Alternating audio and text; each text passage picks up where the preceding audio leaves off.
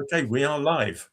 Welcome everybody to our latest May 2026 live stream with Dawna, Atamanchuk and me, Norris. And today we are joined by our friend and resident research expert in the field of AI and coaching. So welcome, Andy Nobes.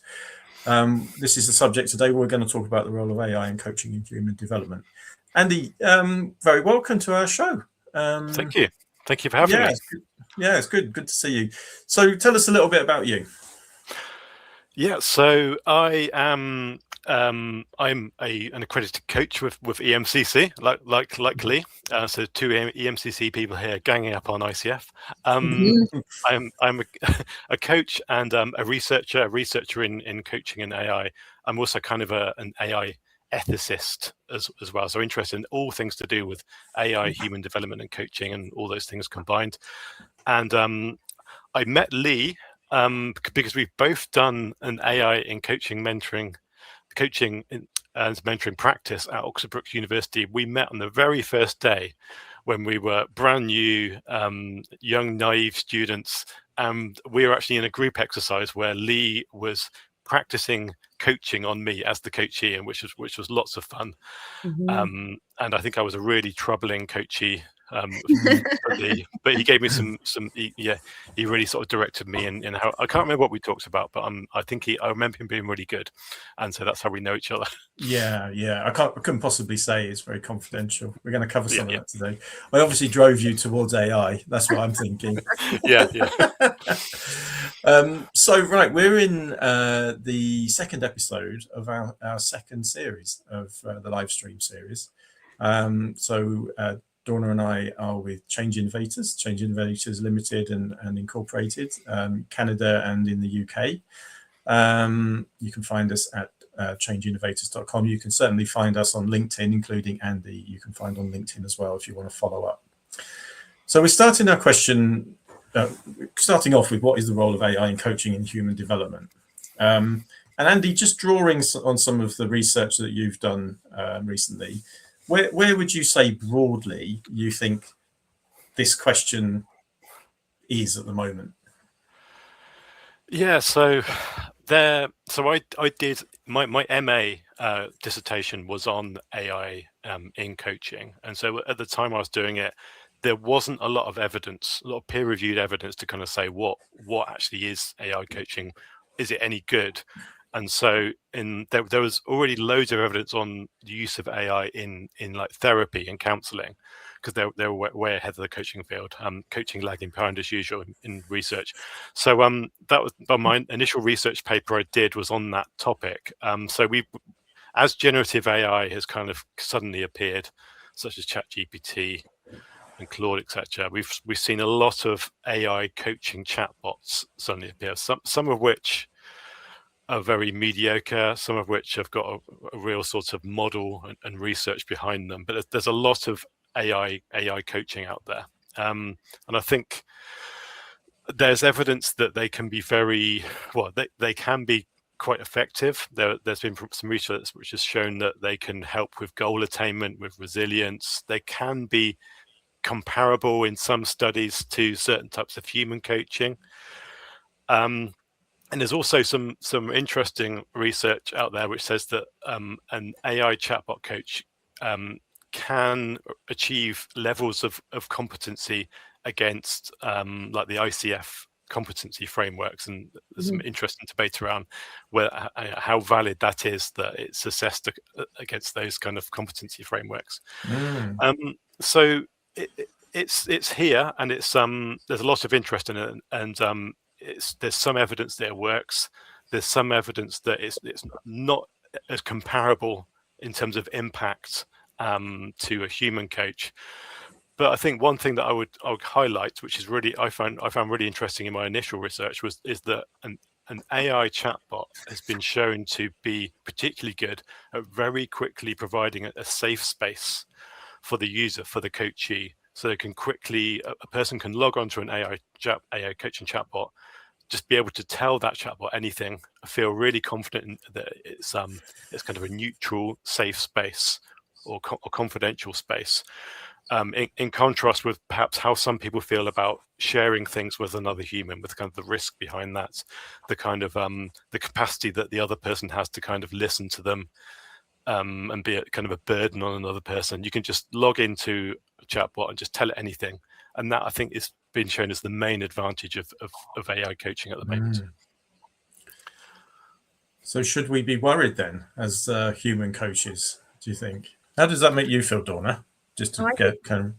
I think it's a different question, because we could go into that space, and I mean, we could go into that space of one or the other. But actually, what Andy, what you said that caught my attention more was that concept of the capacity of the coach.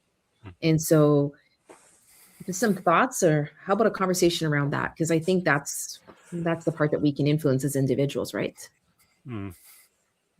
Yeah, I mean, there was one person who said that in my first study, who said there are some things I might want to think about sharing with a colleague, but I don't know if they've got the capacity to listen to that. I don't want to burden them with all this stuff I've got on my plate at the moment. I thought that really struck me, and I've seen that a few times since, people mentioning that as a real advantage of AI. It's got infinite capacity to listen to you. Right. And we also know that as humans, right? Like when you actually, and I suspect that most of us will have an experience, at least one in our lifetime, where you've shared something and the other person has no idea what to do with it. Like it's beyond their capacity, and now you've put something on them, and then potentially like now they don't know what to do with it, you know, and how they're going to manage it. So if the capacity isn't just the one more thing, but it could be the depth of that topic. And so there is that's a really interesting comment to think about. What does that mean for coaches, right? Like, what does that actually mean for the coach or the leader in regards to, we know that AI is coming, or AI is here. We know that it's growing. We know it's changing. But for our leaders and individuals, like, what do they need to do to build their capacity? I know it wasn't one of the questions we kind of thought about, but I think that's what's sticking out for me right now. Yeah, we had this question, which is, do people prefer to talk to an AI coach or a human being? So I think, Andy, some of your research has sort of stepped into that space. Yeah, I mean, the second paper that I did more recently, it was some research I did with Jonathan Passmore, which was, and he's been doing loads of studies on how human coaches can differentiate themselves from an AI coach and AI chatbot. Right. And there are lots of ways that perhaps humans can, but perhaps sometimes by using humor, and just through their lived experience. And the project we did was on how a human coach can use their work experience to differentiate themselves from an AI coach. And we interviewed some really experienced ICF accredited coaches who had a wealth of work experience before they set out as a coach, and asked them how they used that in coaching conversations. And because it kind of threw up one of the sort of long-running coaching controversies, which is how do you use your experience? Do you directly share your experience with the coachee, or do you kind of hold back? And I think there's kind of a different perspective with everyone. It kind of depending on how confident they were, how kind of mature they were as a coach in being able to hold back and share at certain times, when to kind of switch over into mentoring if the client really needed it. And so some people just completely held back, didn't use their experience at all, sort of saw themselves as a kind of a blank slate in a mirror. Others kind of used that experience to know how to ask the right question, the right follow-up question, how to react, how to hold back and withhold judgment, and provide a really kind of safe space in that moment. And then, but some people actually used that work experience quite directly. They shared anecdotes, they perhaps shared metaphors in the conversation. Sometimes they even just directly shared advice, just because of how they felt that was really needed in those contexts. So I think what I found really interesting about this is that how those humans use their judgment in that particular moment to give the client what they felt they needed. And I think using that kind of really deep experience, and I think maybe that's very different from what an AI chatbot can do.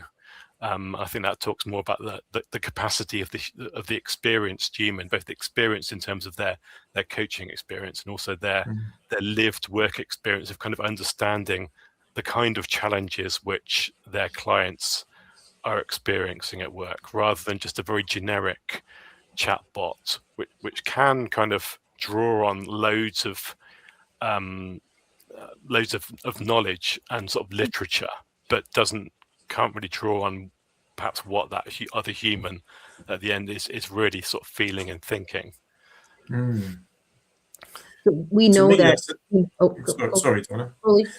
I was going to say, in all of those cases, if I've understood you correctly, that there was a level of intuition that was being used by a coach as to what was needed by the client.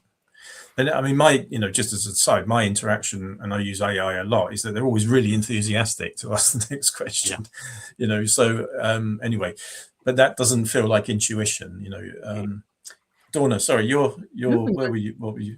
Yeah, no, you don't need to. No, I don't need apology. The thought that comes to it is the fact of just not even what that coach says, but just kind of how that coach might make that person feel, right? So if they've been in that same situation and they've been in that meeting and they potentially experience the same thing they're describing, we know as coaches that it's not our experience, but we could potentially we know that our bodies give off that energy that then we are sending other signals. So it's not always the words.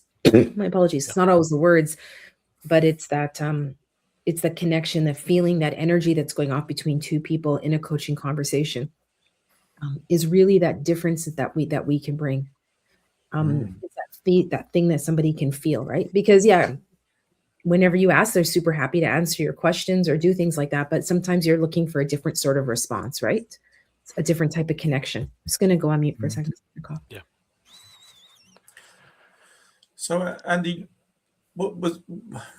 so we're kind of talking about the ability, empathy, intuition, things. And I know there's been some research, I don't know all the details of it, into this idea of empathy in AI. But where are you on this stuff? You talked about having access to intelligence, in as much as there's all these, you can go and scour the internet and then the AI tools come back. But what about these other human characteristics of empathy and intuition? I mean, intuition's a really interesting one, because I asked a couple of the coaches what they felt intuition was, and a couple of them kind of directly related intuition to their lived experience and their work experience. So the intuition was based on what they'd experienced in their kind of long work history. But I mean, empathy is a really interesting one, and it's interesting you should mention that, because I'm actually doing another sort of follow-on research piece on what it means to show and receive empathy. And there's a lot of there is some research which suggests that chatbots can be very good at modeling empathy to another person, and the human user tends to experience that empathy as reasonably genuine,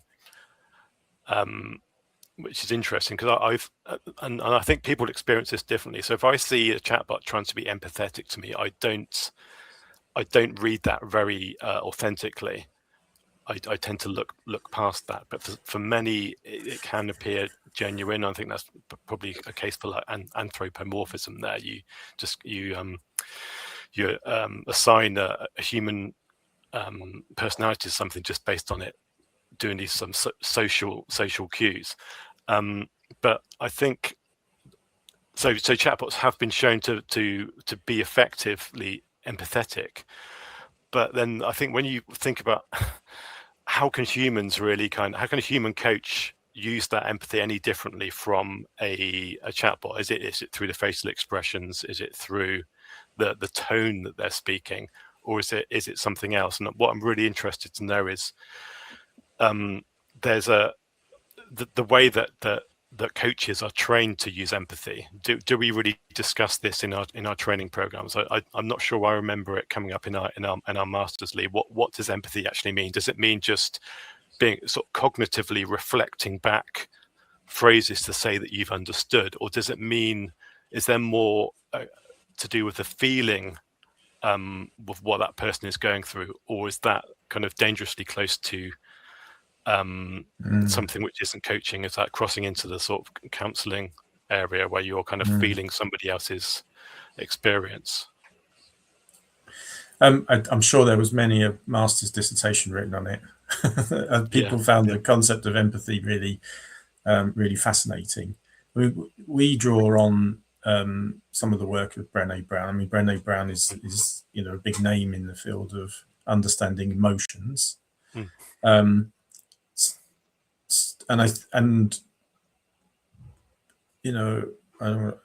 What would she say? It's feeling with people. Empathy isn't just a one-way process. It's a felt experience. What the mechanics of that are, I think we could debate. Is it? Yeah. I think the other thing that comes to mind is when increasingly more we find people are talking about neurodivergence in coaching, and I know this is another area that is of interest to you. Certainly, Dawna is to Dawna and I, and we were learning more about what I believe is called the double empathy problem. The way we show empathy and the way we receive empathy can be really, really different. And I'm intrigued now because I'm thinking, well, if a chatbot-y type coaching thing said empathetic words to me, would I feel empathy, or would I just read the words and think, oh, that's nice, that sounds like empathy?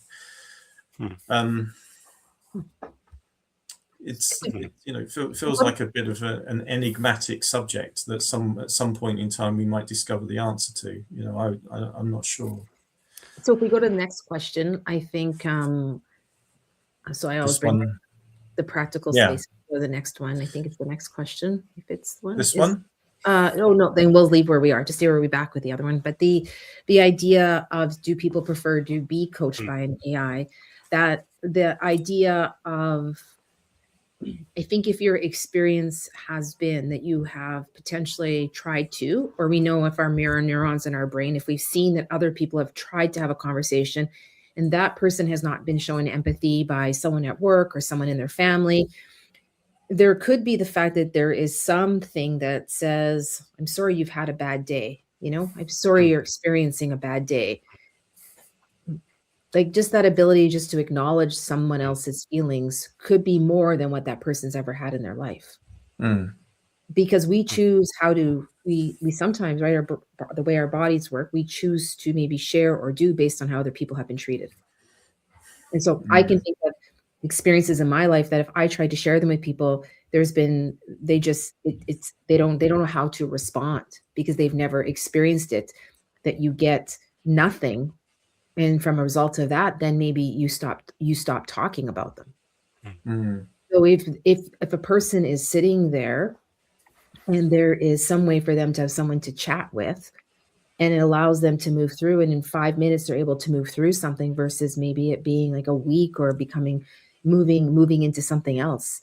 This ability to have a connection. So for me, it's not about AI coaching or not AI coaching. And I really would like just to kind of state that for me, it's about understanding maybe based on where that person is, based on their experiences, based on the topic, that it could be so fearful for them, and things happen at work that you have no idea who to talk to. You don't know how to talk about your spouse, your friends.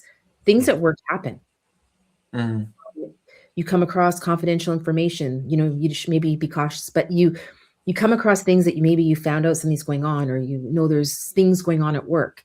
I just like to really, for us to ponder that there is a really dynamic space where some form of someone acknowledging empathy in a different way at a different level is really important. And for me, empathy is someone sort of stepping in, or when somebody's like, yeah, that's pretty shitty, right? Like, like to me, empathy can be something as simple as like, it's pretty tough. I'm sorry that you got that message, right? to me, empathy is an interesting space. And I look at body language, I look at energy, but lots of people are really uncomfortable stepping into yucky conversations. As coaching, they come back to the capacity when I hear something that's really, really, really yucky going on in someone's life. Like, and I use the word yucky because I don't, like, that's my word. It's messy. It's gooey right now. My capacity to be able to hold space for that person and let them own it is really important. And regardless of what it is, if the next thing is to jump to another question, we know that's not the healthy. Sometimes it's just that space. So if we are able to find a way with AI to create space for people just to ponder and reflect, or is AI coaching just jumping to a new question all the time? Like, what's the dynamics there so that we can actually have some empathy, we can have some empathy and ethics in a way, because it's not always about jumping to a solution, right? Resilience isn't about having a solution. Resilience and ambiguity is being, we don't always have to jump forward. So I just want to bring that up, because for me, there's a real connection here that there could be a real space that could save someone's life by having an AI bot. Be really, really human and what we're talking about here. So the thing about mirror neurons, and I'm not trying to pretend to be a neuroscientist, but I've watched and read a lot about neuroscience and mirror neurons. This idea that we can learn through observation. Okay, it's we see something and we somehow know it. And the other thing that has really struck me, Dawna, about that is that human beings, we're embodied. We can't not be. We're in the world in our bodies, and to the best of my knowledge at the moment, artificial intelligence in whatever form it is doesn't exist in an embodied form in the same way that human beings do. And so it feels potentially, at least, like the concept of empathy in that discussion is largely a felt empathy of the individual as opposed to a given empathy of the AI. The words are empathetic, but the experience can still be one of having been listened to and heard, if I've understood you correctly. Yeah, it's up to that person. That person gets to make it. Yeah. Right. Okay.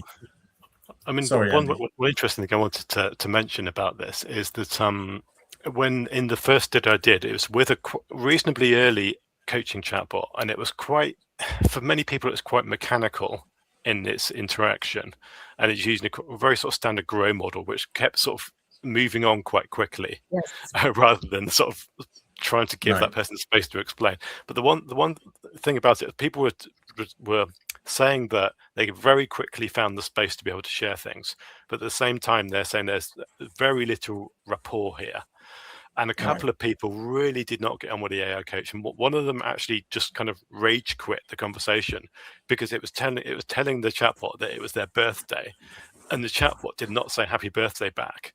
And it was really angry and just quit. And there's just that kind of kind of need for there being a certain standard of response, and the need for that kind of relatedness from the chatbot was interesting. I'm assuming it's probably, for those that are in this field, they're probably saying, well, it's changed a lot since then. So I just want to own the fact that those potentially those things from that point with things always changing. But it does bring up the point of what does that person, someone else might have said that and not expected that response. And so it's the same dynamics of having like a conversation, or how do you want the relationship between the coach and coachee to be, right? The leader and the employee, like, what is our coaching relationship going to be like? How do you want me to show up for you?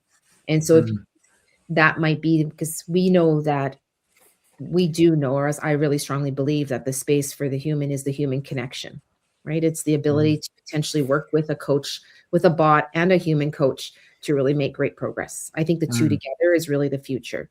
And so when I think it's a combination of both, it's not one or the other. Right. I mean, the whole thing about it, for many people, it being easier to talk to an AI coach, there being this immediate sense of safety, and being a neutral space is I always find that an interesting one, and many argue that's the advantage that AI has, that there's no risk of judgment there. On the flip side of that, of course, is that to speak to a human is much more significant. To share something with a human carries a certain amount of risk that makes that action of talking to a human and sharing much more of a significant action for yourself as a person who is sharing it. Yeah. That's for me how human coaching is more significant, and it's much more powerful for that reason. I think there's certain so a lot of studies out there that show that the use of AI, it's there's this stuff about cognitive offloading, about the ease of use of AI and the quickness of response actually takes away some of that friction that we need as humans to be able to really sort of learn and grow and develop. The sort of difficulty of navigating real human conversations means that we're constantly learning, and if we offload everything to AI, we're kind of we're slowly sort of declining, sort of a cognitive decline. So I think you can prefer to talk to an AI coach or a human coach, but both, it's important for that to always have that human connection in your relationships as well. So okay, so this is I'm finding this whole conversation really fascinating, and I'm not entirely sure where I stand on it yet, but if I have to stand on anything. So one of the topics of conversation around this is about the introduction of AI technologies into organizations for coaching. And one of the arguments that's been put forward for that is that, because coaching can be expensive and, maybe traditionally being confined to a relatively small number of people in organizations, executives, for example, that this is a way of democratization of coaching. I know that there was another paper that took the opposite perspective on this. They kind of removed the human being altogether from it, that Tatiana Bakarova wrote. I won't say the word, but what are your thoughts on this word, democratization of coaching, Andy? Yeah, I've always found this a really interesting word. So yeah, on one side, you could argue that the introduction of AI coaching, the more that technology develops, we could be getting a version of coaching via chatbots, for example, which can be scaled out to everyone, like all employees at an organization, for example. And that means that the coaching that was reserved for senior executives is now available to everyone at a much lower cost, 24/7 availability. But even as technology develops, I still think that's more of a kind of a two-tier system of coaching. That type of coaching is not the same. I mean, the conclusion I reached in my first paper was that AI coaching isn't the same as human coaching. It's something slightly different. It can be effective. It can be helpful for like goal attainment, self-reflection, but it's more akin to something like a facilitated self-reflection tool. So it's not really coaching. It's something which has similar kind of sort of low-level impact. So, but I've also found the word democratization really interesting, because for me, if you're talking about democracy, I think the more interesting way of looking at it is how can everyday organizational employees define what coaching means to them. So I think what AI is going to be doing to coaching is getting us to think more about what coaching actually means, what does it actually do. And I think a lot of the debates about over whether these AI chatbots are actually coaching or not. It's more important to actually ask employees, the users, about what works for them, what they need for their own personal development, instead of asking exactly what coaching means. So I think, no, it's not really the democratization of coaching, but I think it's interesting to talk more about what we mean by democratization. So that's probably cheating answer, really. Yeah, I mean, one of the things that comes to mind for me is a conversation that I was having the other day. I was in a supervision session actually with some people that I'm coaching supervision session, and we were discussing busyness and, you know, how sometimes people can feel that they're in meetings all day long with people and then get to the end of the day and feel like they haven't done anything. Yeah, so you've got your list of stuff to do. And I think part of our reflection was that maybe we underestimate, or we've chosen to underestimate, the importance of the relational aspect of work. That a lot does get done in meetings because it's about maintaining quality relationships and dialogue and understanding and all of those things, which are, you know, highly humanistic traits, as opposed to the doing. You know, we've got to get stuff done. And I suppose when I listen to what you were saying there about democratization, or this idea that, you know, we can blow off a bit of steam or whatever else it is, it feels to me like it could be to the detriment of the interpersonal relationships, where that's what development is about. You know, it's maintaining high quality relationships with yourself and with other people. And, you know, this idea that, you know, we can kind of displace that some way to find some kind of pseudo empathy from a chatbot, just, you know, takes me to a bit of an odd place. When a lot of what I believe in is around, you know, deeply human connection, because that's where we go. There's a spirituality to it. There's an emotional connection. There's an embodied connection. There's a whole range of things. You know, sitting down and just drinking a cup of tea with somebody can be a deeply rewarding therapeutic process. And now we're saying, well, if we could just do that with an AI. You know, I don't know. The person has a different view at the table. I always know I'm at the right seat when I have a different space. I'm like, oh, I'm in the right space right now. And good for you. Come on then. So first of all, is it spelled with an S or a Z? So, well, that's a good question. I that because it's really like, what does the word mean, right? So if we go back, like Andy's comments, like what does AI mean to you? What does coaching, or what does AI coaching mean to you? The idea from a bigger humanitarian, like, you know, humanitarianism is the idea of, if we could provide coaching to all, we really do believe, or I believe, that make the world a better place. Yeah. And the idea and the belief that everybody has access or resources is foolish in my mind, because it doesn't belong to everybody. To believe that everybody has a leader that actually wants to coach is silly as well, because it doesn't actually exist. Some people are coaches and they're leaders and they want to do coaching, and others would like to, it's not their space. And so, but yet the team still has expectations. So if you were to think about using AI, I'm strategically trying to strategize or work through something and want some questions asked to me, it can sit there and ask me all sorts of questions. It could coach me through what are things I need to stop and ponder when I'm working through the situation I might not be aware of. You know, I'm a huge believer in AI as my thinking partner, and AI coach is my thinking partner. So maybe I do a little bit of pre-work. I mean, we've talked before, Lee and I, about, you know, the whole AI world is really about, now it's there versus going to the library. Now it's there versus going and talking to my elder or my grandparents.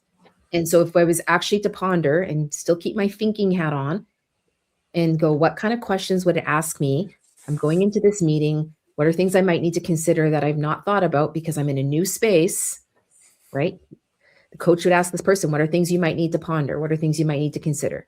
You know, you might ask a question to say, you might ask another question for them to think, like, is there anything else about this that might be going on?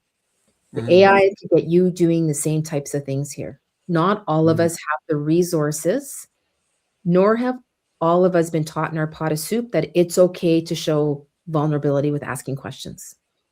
I would rather a member of my team, my peers, the boards I chair, I'd rather have them have a space to do some thinking so that when they present an idea, they come a little bit more confident. And then ideally, I'll create a space where I can demonstrate empathy for where they're at, what's going on. You know, if technology breaks down, I can have empathy for them because I've stood there before, even if I've never had what's happened. I can have empathy for something I've never experienced. Not everybody can. So I really like, is it an S or a Z? How do you spell it? What does the word mean? Lee changed it. Thanks, Lee. Appreciate that. I wondered when you were going to notice. I would notice, yes. Just a food for thought. Like, I really think from a humanitarian perspective here that there is a way for us to bring this to people that normally don't have it. If we really say everybody likes to do things differently. I love adult learning. This creates a really interesting space for people. I don't know. It's just, for me, it's access is so important. It's just understanding if we're giving access in a way, and I know we're going to talk about ethics here, but are we giving access in a way that is ethical? Are we giving access in a way that protects confidentiality? Because I've worked in workplaces before where a leader was reading all my emails and brought them up in team meetings. They weren't doing spot checks. I get spot checks.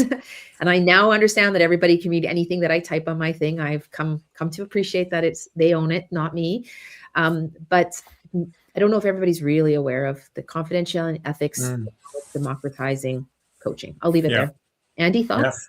Yes, one thing I thought I'd throw in there, which you've reminded me of about. One thing that bringing AI coaching into an organization, even if we see it as a kind of a poor quality, sort of a lower quality, cheaper alternative to human coaching, one thing that it might do is normalize coaching practice to a wider population of employees or users. I remember I saw a session recently in a conference where somebody, I think it's from the NHS, was saying bringing this AI coach bot into their team, they called it like a gateway drug to coaching. So for some people, it's their first experience of being coached or being questioned in a non-directive way, and that was really interesting for them. They then used that with their peers. They then were really interested in how they can get more of this from an actual human. So I think that might also be something that normalizes coaching, or even improves the coachability of staff. So there might also be some positives, some other positives from AI coaching in organizations. When they talk about the green flag of the generation coming in, therapy is actually something that is been normalized versus potentially for others, right? So you are seeing that in other disciplines. You're seeing that in other disciplines. Lee? So, okay, and we've got a couple of questions that I think, let's just move us along and keep going, because it's all in line with what we're talking about. When it comes to coaching, my understanding of it, certainly for my practice, is that when trust is really high, good coaching can happen. If trust isn't high, maybe coaching can happen. But a big part of that is confidentiality. So, I'm kind of really exploring what that means. So, Andy, you wrote an article on LinkedIn the other day, just to give you a bit of a shout out about that. Whoop, whoop. And and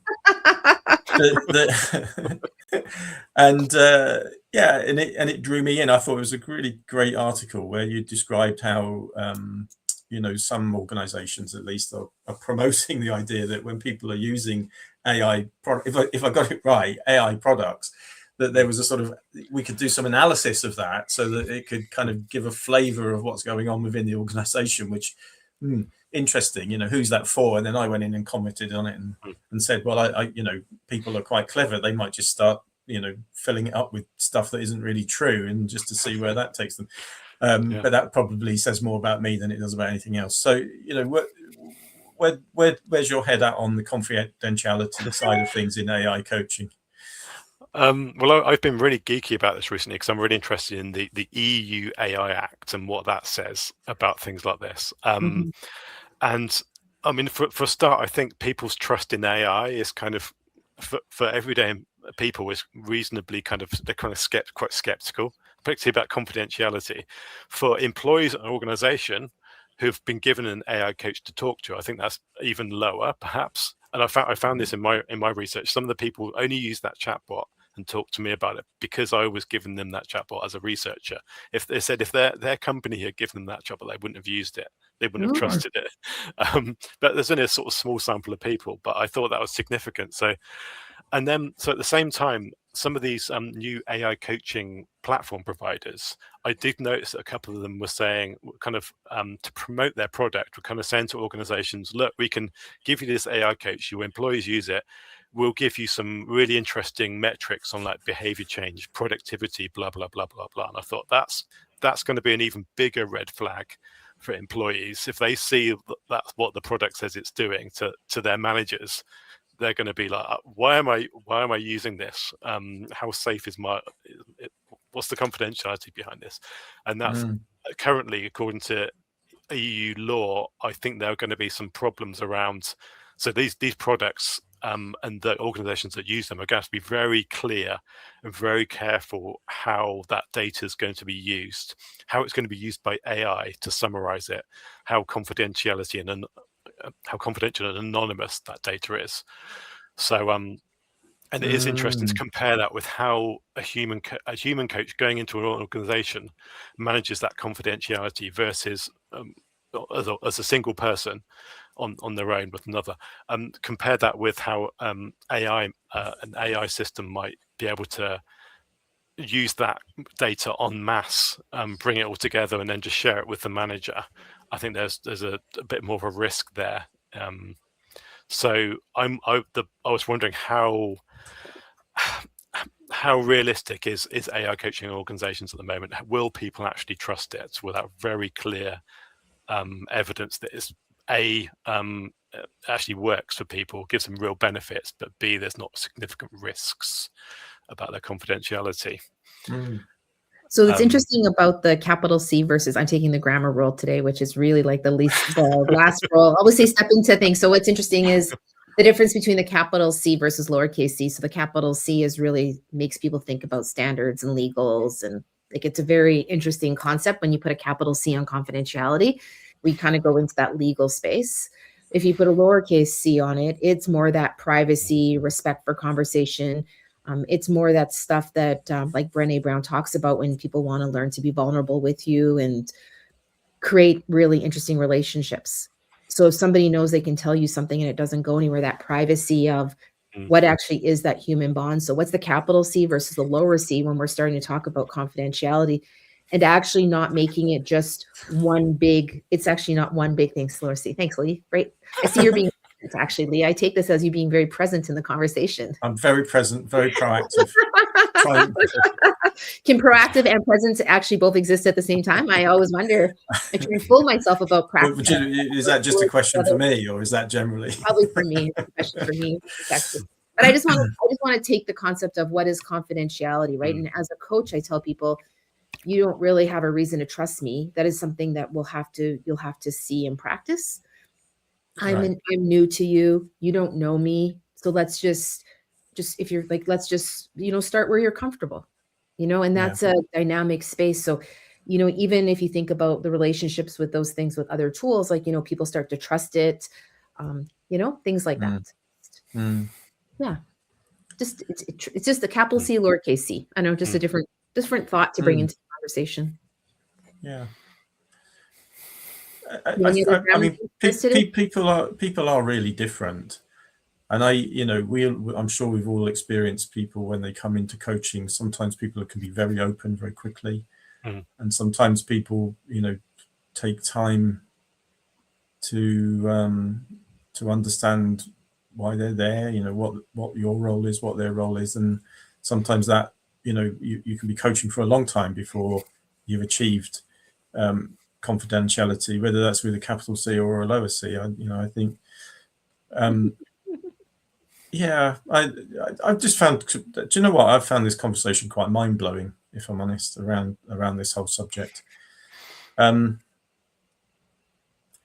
kind of close to time, and one of the things that we did suggest that we might talk about at some point is, where does this leave us with ethics? Now, I think in the 2 minutes we've got left, that's too big a question, because, and often in coaching, ethics is linked to duty of care and things like that. So I think we might come back to that one. And Andy, has Lee made you read the book Duty of Care yet? You read that in your class, right? Haven't. All right. Okay. Oh my goodness, you didn't share the gift with him of the Duty of Care book? Haven't shared the gift, the ethical coaching by Benita. Yeah. What I say is read. I'm not sure. I'm aware of that book. Yeah. Well, he's aware of it. Doesn't mean he's read it though. That's what you have to. I'm aware of it. Does not refer to it out. To me. Benita Mayhead's book. Another Oxford graduate, by the way, just to give a bit of a shout out there. So I think we might come back to ethics. You know what, I'd love Andy to share what his thoughts are, what we should be thinking about in this world. Yeah, What's one or two things for us to ponder? I'd love to hear where you're forward thinking going. How should we leave how should we leave the listeners, Andy? That's the most difficult question of all. I mean, so AI will get better, and that will we'll continue to be thinking. That classic question: will AI replace coaches? And I don't know the answer to that question. So Jonathan Passmore said something really interesting recently about what may eventually happen is that human coaches become the artisan coach, and the more that AI coaches improve and become much better, they'll be like the standard sort of not as good coach, and human coaches will become like the equivalent of the metal worker or the sort of thatcher or something in the future, quite sort of sparse, expensive. That's I think some of the interesting thinking that's been going on. So but it's so difficult to predict the future about what's going to happen in this space. But I do feel that ethics is really important, and the sort of ethical guardrails around AI coaching, and particularly really being careful about the way that AI systems are used in coaching, both in terms of directly coaching people and also sort of alongside coaches in a kind of a hybrid way. We've really got to be, I think the EU are taking a very sensible approach of taking a risk-based approach with AI, and I think there are lots of risks of using AI in organizations, particularly as a product that to kind of gain data, the way that I've seen some companies kind of sell in their products and their value add. So I'm not really sure what the best thought to leave the audience with is, but kind of what do you think? What do you think, Dawna? For me, it's about being curious about the topic. It's understanding when we really think about inclusion, really what is even our definition of that word? When we think about DEIB, what does that mean to this conversation? I don't have an answer. What I do know is that over the last 3 years, I mean, you've both been studying this for a long time, but probably more the last 3 years, I've been interested in this or learning more about it. It's just, what do I still need to learn? Yeah. And so how do I stay out of fear? Because I do know for certain that we generally don't make good decisions when we come from a place of fear versus a place of believing we have opportunities. And that is one of the biggest things about ambiguity. If we sit in fear, ambiguity looks very different than we think about ambiguity when we think of how could I influence the situation I'm in. And to me, that is really, this is just an ambiguous situation. It's another one of many that we're going to have in our life. And how do we work through this as a group? And as a leader, right? We all work with leaders. How as a leader do I work with my own capacity of this topic?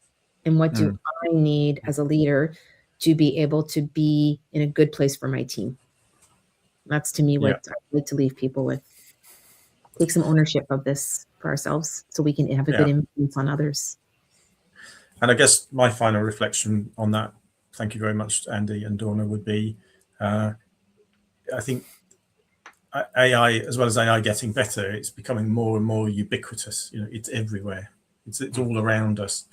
And since, as we mentioned, Benita's book on ethics or duty of care, one of the things I loved about that was that she's trying to move us on from, the whole concept in coaching from do no harm to do good.